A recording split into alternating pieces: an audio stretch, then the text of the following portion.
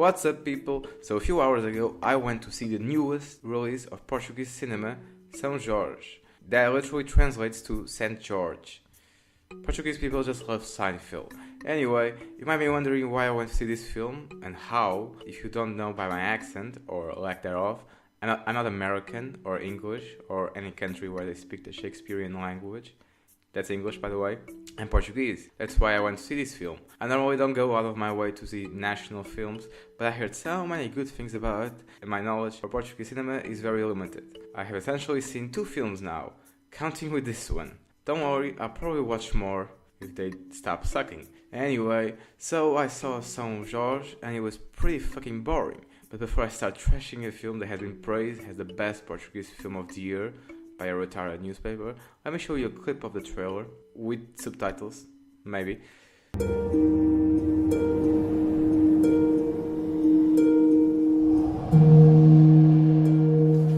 Diz que a fábrica fechou. Já não nos podes ajudar.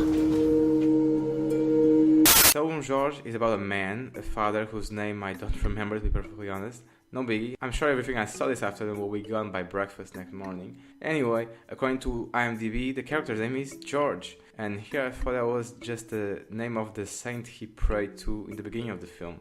It doesn't matter. So this guy lives in his father's house. He's not very wealthy. In fact, he's pretty poor.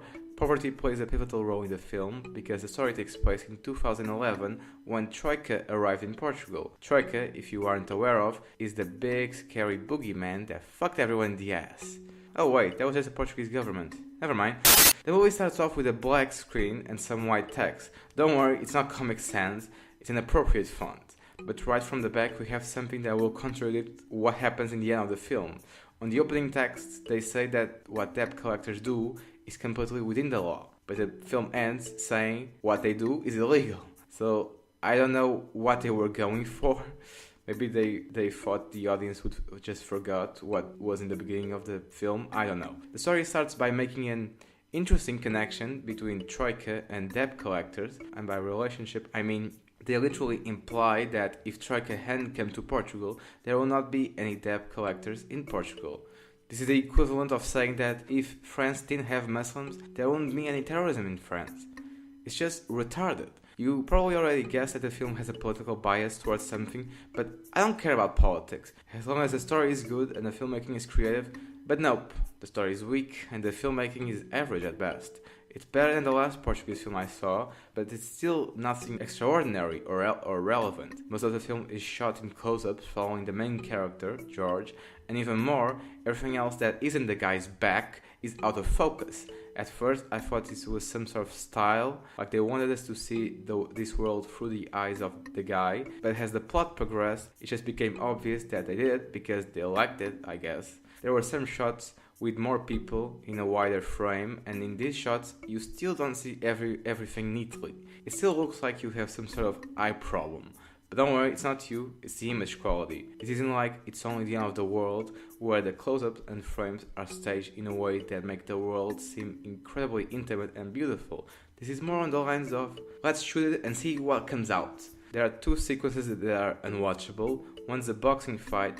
It's atrocious, it gave me Taken 3 flashbacks, it's really that bad. And then there's a sex scene. Technically 2 sex scenes, but by the point of the second one, I had already checked out. The sex scene, when it wasn't just a black screen with some shapes and color, combined with the sound of 2 people fucking, so the audience knows it's 2 people fucking, we see the guy's ass. They focus on the guy's ass. Thank you, São Jorge. Thank you for that. One thing that the film tries to make a big deal out of is the part where our protagonist has to become a debt collector in order to earn money. Now the whole point of this is that our main character doesn't like violence or hurting people for that matter. And if you have a brain, you will know that debt collectors usually have a colorful friendship with violence. But the thing is that throughout the majority of the fucking story, nothing happens. It's just 2 guys, not the main guy, he waits on the streets like a dog waiting for the owner. 2 guys doing math with the clients and trying to figure out the best day for the payment. That's it. And when we do have violence, besides being filmed like shit, I don't even think the guy was working for the debt collecting company at that time. So he was basically, literally just beating some guy up for money. That's assault. Very illegal. The characters aren't really that fleshed out.